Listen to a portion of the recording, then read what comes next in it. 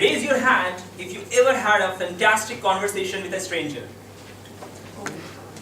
Some conversation stays with us.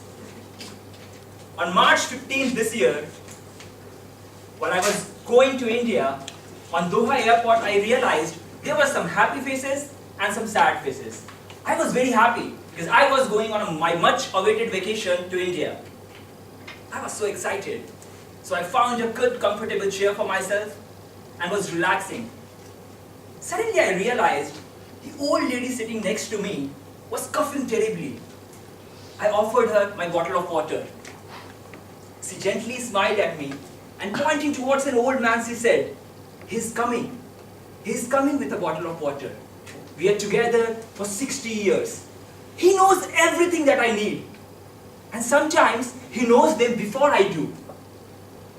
Now seeing the pride and conviction in her eyes, I couldn't resist myself.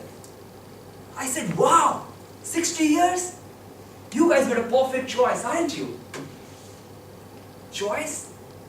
she said in a slow and modest tone. Gently leaning towards me, she took the phone which I was holding in my hand and asked me, "Son, how did you decide to purchase this phone?" Well, I was stumbled for a second. I said, "Well, perhaps based on features and specifications." Then she said that this device which you are carrying with yourself all the time does not have anything that can surprise you. You know about it completely. Well, I was confused. I couldn't understand what she was trying to say. And I requested her to explain it further. She said that what applies in choosing a phone does not necessarily apply in choosing a husband or a wife. And somewhere, your generation has painted everything with a single brush. You are in a hyper-connected world, yet there is a deep crisis of connection. I still could not understand what she was trying to say, and therefore I asked her that, "Are you suggesting to select a life partner without knowing him or her completely so that we can get surprised later?" Well, the answer she gave for this totally touched me. Do you want to know what she said? She raised her hands, her weak, trembling hands over mine, and kept it over mine. And she started, and she put it so softly as if I was a kitten. And she told me, "Son, this is where your generation has gone wrong. In the hindsight of knowing the partner completely and perhaps waiting for the perfect partner, you expose yourself to a wide set of options. Now there is a problem when you have plenty of options. While evaluating them, you get emotionally attached to them. And therefore, while selecting one option, you always feel like choosing onto something else. You develop regrets in the process. And that's where you enter into the psychological trap of choosing feels like losing." Now I was stunned for a second. And I was thinking, how often has this happened with me? In fact, how often this has happened with you guys? When you have made a choice and suddenly you realize that, am I losing onto something?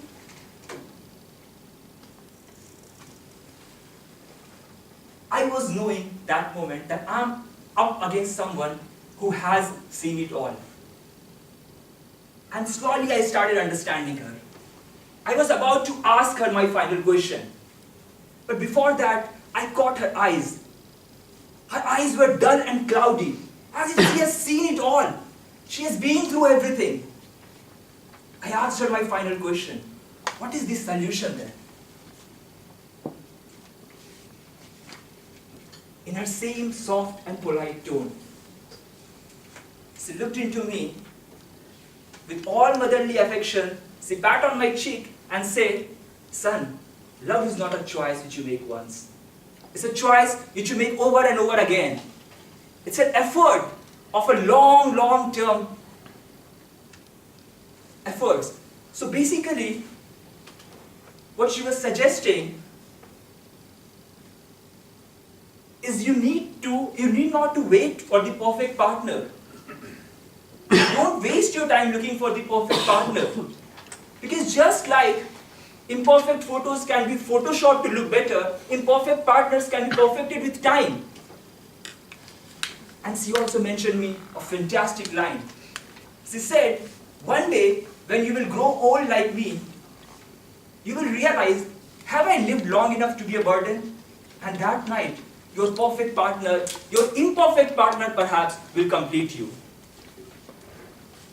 That evening, when I flew off from the Doha airport, the sky was clear, and so were my thoughts. I realized perhaps few minutes of conversation helped me understand the dynamics of relationship and happiness, which perhaps on my own I wouldn't have figured out. I was happy. I was happy, and while looking outside the window that night, I realized one more thing, that sometimes a very small act of in fact offering a water to someone can reward you in unexpected ways. And perhaps that's why the water bottles are heavily priced at airports. Thank you.